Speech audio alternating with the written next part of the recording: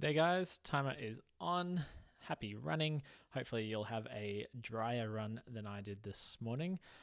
Pouring with rain, but hey, when you've got STEPN tokens GST to earn, it really incentivizes you to get out and whether you would otherwise not run in. Gotta love that. So today I'm going to be continuing on with Carniff's question from a couple of days ago, where he had a two-part question about whether or not running every day will hurt him, and then he's talking also about his ankle looseness and minor instability after a long run and whether or not he can strengthen it. So I'm going to basically do a bit of a ankle overview, and I've put up a poll in the STEPN Injury Prevention Facebook group about topics that people would like me to talk about. One of them is sort of running specific injuries, and I thought it might be worthwhile going through the different joints that can be affected, or the different structures that can be affected, and common injuries and how to avoid them. So I'll sort of turn this one into ankle instability / ligament tears in the ankle, and hopefully that will be helpful for you guys. And if you do have a topic that you'd like me to talk about, either vote for the topic on the poll that I've put in the group, or do let me know. Remember, disclaimers, this isn't medical advice. I haven't worked with you personally, either you listening or Carniff. But if you would like to work with me personally, I do actually do online consultations with people around the world. I've been doing that for a couple of years now.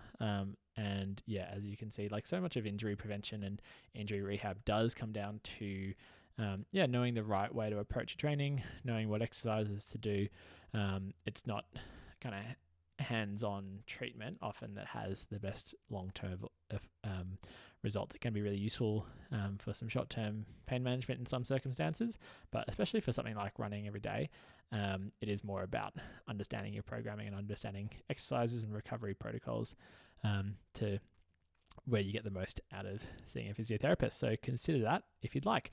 But otherwise, I'll jump straight into this question. So typically with ankle instability and ankle, the most common ankle injury, and I'm sure most people would have done this at some point, is when you twist or roll your ankle to the outside of your foot. So that's the side with the small, the pinky toe, the little toe on the outside of your foot. And when you roll you over onto that side, you put kind of too much weight and you kind of go too far to that one side.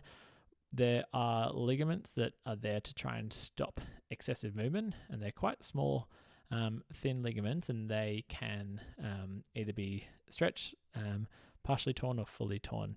Now, it's such a common injury. Like most people have had it. If you're seeing sort of, especially women wearing high heels, and the heel comes like from underneath them, that kind of twisting and snapping of the ankle. It can be a really common one, very painful, especially the first time you do it. But once you've done it once, it's so easy for it to happen again and again and again. And this is probably what got me into learning about physiotherapy and injuries, because I first did it when I was 12 years old, and I kept on doing it for years and years to come after that. And so it's often the first time you do it, it's really bad, blows up, gets like heaps of swelling, lots of pain, lots of bruising, and then sort of once you've done it once really badly, it can happen quite easily, but often it isn't quite as bad. So what generally happens is it's those lateral ligaments. This is a lateral ankle sprain. There are quite a few different types of ankle sprain. This is a lateral ankle sprain.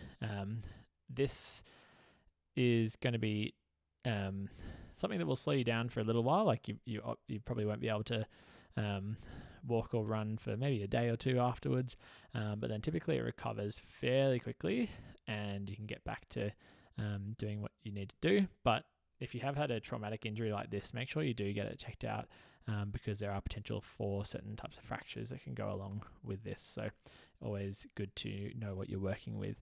So in terms of what to do about ankle instability and looseness, I think it's worthwhile first looking at the structure involved. So as I said, it's a ligament, and ligaments attach bones to other bones. People get really confused between ligaments and tendons. A tendon is what attaches a muscle to a bone. So with ligaments, it's bone to bone.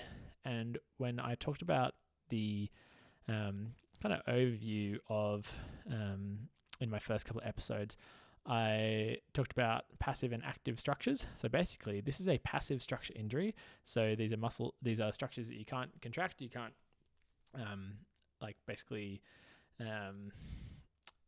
they're at the whims of what is happening with your dynamic stability. So if you have done a passive structure injury, particularly with these ligaments, it's often the case that they never go back to being quite as, for this particular case, for this ankle injury, they often don't go back to being the same level of kind of stable because these ligaments can get stretched, or they can heal in a way that is just not as taut, not as tight, and you can get sort of more movement more readily through there. Also, in some cases, like they don't ever kind of heal entirely back together, and unless you had a surgery really reattaching things, you might not ever have that same level of passive stability in the ankle.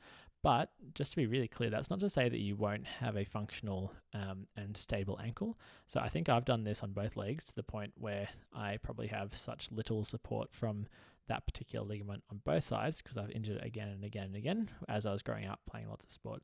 And I got to the point where it wouldn't even be playing sport where I'd hurt it. It would just be like walking down the street and suddenly I'd roll my ankle if I was wearing a slightly high heel, like a running shoe. But now, like I happily, I run a marathon recently. I play lots of different, like I play beach volleyball, surfing, all these things where there's a big stability demand. I do a lot of trail running where I'm running on uneven surfaces, and I basically, like I haven't injured this ankle, like I haven't injured either ankle in years, probably 5 years plus that I can last remember. And so how that's possible is basically when you build up the active and dynamic stability around the area by strengthening the muscles involved. So basically strengthening the muscles around your foot and ankle, but also thinking about how the rest of your body is going to contribute to the stability of your ankles. So basically if you develop strength through the rest of your leg, so up your calf into your knee and then into your hips, especially your lateral hips, if you have more strength and control coming from above, then your ankle has to do a bit less work as well. So there's going to be an approach of really trying to strengthen specifically around the area. There's some muscles that basically do a similar job in controlling that particular rolling movement as those ligaments would be doing. So if you get those muscles nice and strong, they're called, in America, you'd call it your fibularis. In Australia, or most places around the world, you call your perineals, but that does get confused with another muscle called your perineum, which is a very different part of the body. So I think fibularis might be the safer way to go about describing it, but it's basically that one on the side of your shin that goes down the outside from the fibula head. So that's basically the outside bone on the bottom of your leg, and wraps around under your foot to 3 different spots. And so its job is to basically control the ankle through range. So it's your dynamic stabilizer, and it works together with a bunch of the other muscles around the area to really support that joint. So if you're really strong through there, not only strong, but you're coordinated and those muscles fire really well together, then you can be very functional without having that ligament. So if you have, if you think back and you probably have injured this ligament in the past, again, it's not to say that that's going to be an ongoing issue at all if you can maintain your dynamic stability. So it's really common with these ones as well, when you go over roll on the outside, that you do get some pain on the inside of your ankle as well. So that's basically where you've overextended on one side, and then that can lead to some aggravation of the bony structures on the medial side, so the inside of your ankle as well. So that's a really common one to go kind of hand in hand. And again, the way you want to help with that is by getting as much dynamic stability, so those joint surfaces basically don't get aggravated because their muscles are controlling them again.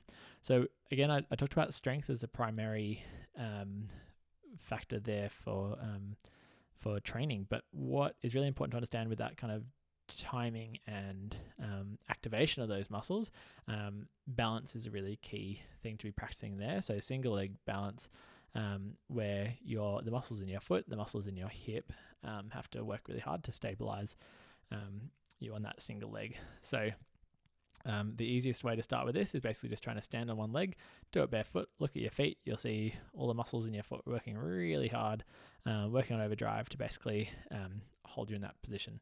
Now, if that's really easy for you, if you're really strong and stable, then there's lots of different ways to progress it. I've just got the 10-minute warning there, so hopefully you've had a nice run, and if you do have more energy, then you'll continue running. So I'm just going to quickly wrap this up, but basically the ways to progress your balance training is either through changing the surface, so standing on soft grounds, that might be going from concrete to grass. If you go from like tiles to carpet, or you can have a yoga mat where you stand on that, and then if that's too easy, you fold over the yoga mat, or a thin cushion, or then quite a thick cushion, then you're changing that surface and making it harder, basically less stable underfoot, meaning that those muscles are going to have to work even harder. Other ways to increase the difficulty is closing your eyes. People sort of say like not that worthwhile because you're not, unless you're running in the dark, it's probably not too helpful, but it does sort of put a bit more mechanical loading on those stability muscles. But the way I like to do it is adding in some movement. So basically doing some slight movements with your other leg. So as you're standing on one leg with your right leg, you might get your left leg going back and forth, maybe drawing the letters of the alphabet with a fairly straight leg. So you basically got that, it's called perturbation, or basically some movement that you have to control against. And otherwise doing something like juggling can be good, or throwing the ball against a wall and bouncing it, or because what also will happen there is your eyes will start tracking the ball, and when your eyes are doing more movements, it's harder to balance. So these are all different ways that you can progress your balance training, and that's going to go a long way in building up stability in your ankle and preparing you for things like ankle instability issues while running. And again, if you do kind of continuously have problems with this, looking potentially at like lower drop, so thinner soled shoes, that can have then other effects on other parts of your body, like your calves might be a bit more painful if you do that. But if you roll your ankles again and again and again, then changing to like a smaller stack height, so basically like a smaller height underneath your heels, can be a nice way of building up stability. Also things like spending a bit more time barefoot, especially on soft surfaces like grass or sand if you can, even doing some very light, very low like start out super easy if you haven't done anything like that, but even some like light jogging on sand. But again, I implore you start easier than you think, because it is a really big demand on the muscles of your ankle and foot. But that's a way that you could be building up stability as well, and I think my time playing beach volleyball really helped with that. So hopefully that's helpful, Kanef, and anyone else out there who has had similar ankle injuries. Let me know if that is helpful, and let me know any topics you'd like to cover. The best way to do that would be on the STEPN Injury Prevention Facebook group. If you're not part of it already, jump on board. Also, that's where you could get in contact with me about doing online physiotherapy if that is something that you think would be helpful. And otherwise, I'm doing this all for free. Hopefully people are enjoying it and finding it helpful. Consider sending some GST my way. No one has yet, so maybe you could be the first. Wouldn't that be cool?